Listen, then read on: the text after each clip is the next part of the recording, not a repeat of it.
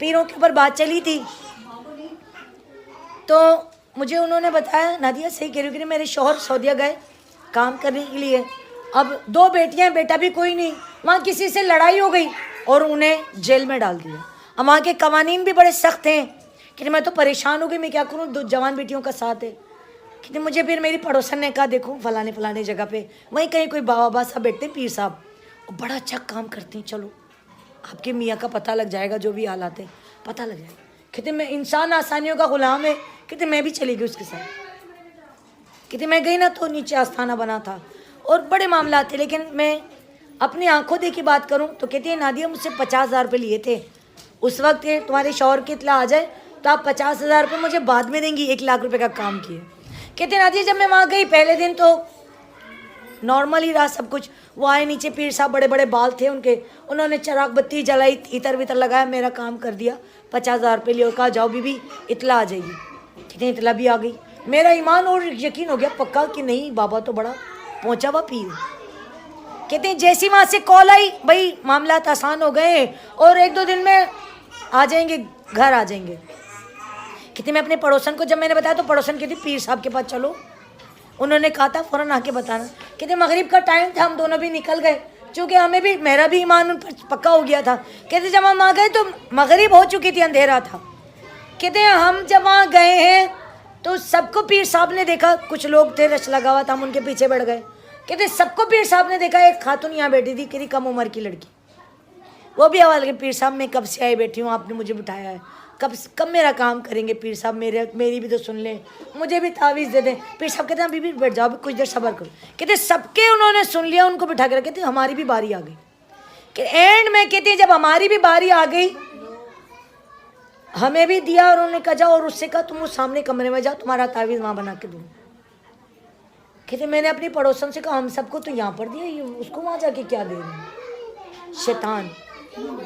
आप यकीन कीजिए, कह रही है वो बेचारी कम उम्र की थी और अकेली आई थी, वो जैसी वहाँ कमरे में गई, कहते मैंने अपनी पड़ोसन से कहा चलो चलो हम भी चल के देखते हैं क्या हो रहा है। कहते पीर साहब भी वहाँ गए, कहते हम अभी कमरे के करीब ही गए थे, वो खातून भाग कर निकली, भागी बाहर निकली, कहते हम भी पीछे पीछे भागने लगे। कहते मैंने उसको रास्ते में पकड़ लिया, मैंने कहा पूछ बताओ तो जरा, हम सबको तो वहाँ बैठ कर उन्होंने आस्थाने में तावीज़ दिया था, तुम्हें वहाँ बुला के क्या कह रहे थे। कहते तोबा बड़ा खराब आदमी है, मैं यहाँ अब कभी नहीं आऊँगी, तुम भी कभी नहीं आना। खैर मैंने पूछा क्या हो गया, तो कह रहे मेरा खाविंद है, किसी औरत के साथ उसका चक्कर बढ़ गया है, बेरा रवि का शिकार हो गया, मैं तो इस चक्कर में आई थी मेरा खाविंद मेरा हो जाए। तो ये बाबा जी कह रहे हैं जब तू मेरी होगी तो तेरा खाविंद तेरा होगा। कहते भैया मैंने कहा तौबा तक, मैंने कहा कहते आप यकीन कीजिए अल्लाह आसानियाँ फरमा दे, अल्लाह मान अल्लाह प्लीज़। अच्छा बाबे किसी के घर नहीं आते, औरतें जाती हैं, ये से मैं इस्लाह के लिए कर रही हूँ और अपनी इज्जत कायम करने के लिए कह रही हूँ कि कल अल्लाह मुझसे सवाल करेगा, जब तेरा काम औरतों में बैठना था और औरतें तो पीर खानों में नजर आती हैं, तू एक बात कर देती तेरा क्या जाता, अब यकीन करे। अच्छा सारे भी नहीं होते, कुछ अल्लाह के वली ऐसे होते हैं जिनकी सोबत में अल्लाह याद आ जाए, जिनका चेहरा देखो तो, जिनका अमल देखो तो अल्लाह याद आ जाता है, इंसान तौबा कर लेता है। लेकिन गंदी एक मछली सारे तालाब को गंदा कर देती है, मैं इसलिए बात कर रही हूँ। और आप यकीन करें मुझे कॉल आई, पंजाबी लैंग्वेज खातून थी, उन्होंने कहा बाजी मिलाद पढ़ना तुझे पढ़ दोगी, मैंने कहा आ जाऊँगी, अल्लाह मुझसे पढ़वा ले, मुझे तो आता ही नहीं, सीख रही हूँ। आप यकीन करें कहते बाजी साईं के डेरे पर मिलाद पढ़ना है, मैंने कहा मैं पहुँच जाऊँ, उन्होंने मुझे एड्रेस बताया, मैं पहुँच गई। आप लोग बोर तो नहीं हो रहे, ध्यान रहे, आप यकीन कीजिए बहुत एहतियात के साथ, अल्लाह हमारे ईमान की हिफाजत फरमाए। जब हम किसी तकलीफ में परेशानी में आ जाते हैं, आप यकीन करें पहली बात तो ये सबसे बड़ा अल्लाह पीर, रसूलुल्लाह पीर, फिर नमाज पीर, कुरान पीर, इनसे बड़ा कोई पीर नहीं, सारे धोखेबाज पीर हैं, बेहिसाब मिलेंगे, एक को छोड़ो 10 मिलेंगे बेईमान। अल्लाह हमारे ईमान की हिफाजत फरमाए। अब यकीन करें उन्होंने मुझे बुलाया, हम जब वहाँ दोनों में पतली भूल भुलैया गलियाँ थी, अंदर गए तो नीचे बड़ा शानदार छोटा सा आस्थाना बनाया हुआ था, हमें उन्होंने मसनद पे बिठाया, उस खातून ने कहा बाजी आप यहाँ मिलाद पड़ेगा, मैंने कहा ठीक है जी। डिस्को लाइट्स लगे हुए थे, बहुत सारे खुराफात मामला नज़र आ रहे थे, हमने वहाँ मिलाद पढ़ा। यकीन करें हम दोनों बहनों समेत हर जुबान की औरत वहाँ मौजूद थी, पंजाबी क्या, सिंधी क्या, उर्दू क्या, सब मौजूद थी। हमने मिलाद पढ़ दी, जब दुआ और सलाम भी हो गई, फिर वही खातून आई साईं की चेली, कहती बाजी आपने दुआ क्यों कराई, साईं ने दुआ करानी थी।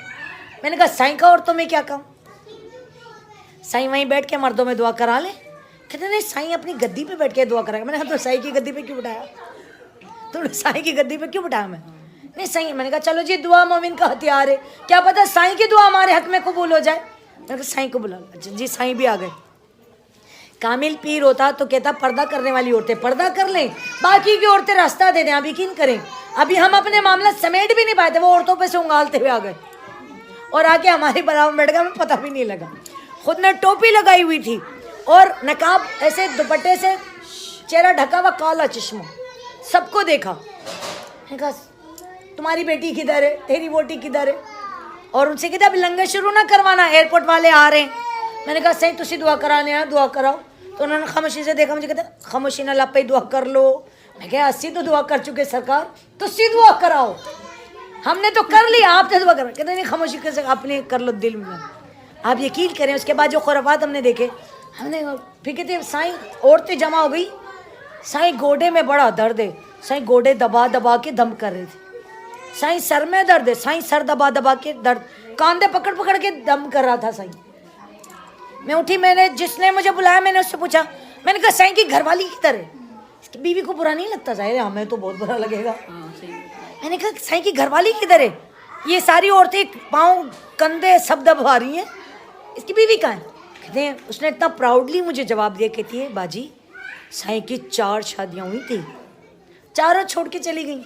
अब साईं ने गद्दी से शादी कर ली है, अब साईं को औरत की जरूरत नहीं। मैंने कहा कैसे होगी, जब सारे जहान की औरत तो उसके पास है, तो फिर कौन सी शरीफ औरत उसके पास रुकेगी? तो मैं कहूँ बीबी आप यकीन कीजिए, पीर किसी के घर नहीं जाते, औरतें जाती हैं, पढ़ी लिखी। मैं कह रही हूँ वो डॉक्टर हैं, पढ़ी लिखी हैं, बाशऊर खातून है, लेकिन परेशानी आई तो पड़ोसन ने बताना, उन्हें वही आसान रास्ता नजर आ गया। तो मैं कहूँ बीबी आप यकीन करें, आज का जिंदा मौजा क़यामत तक के लिए अल्लाह उसके रसूल ने हमें दे दिया, नमाज, दूसरा कुरान। नमाज पढ़ो, कुरान पढ़ो, दुआ करो, कबूल हो गई तो आप यकीन कीजिए मौजज़ा हो।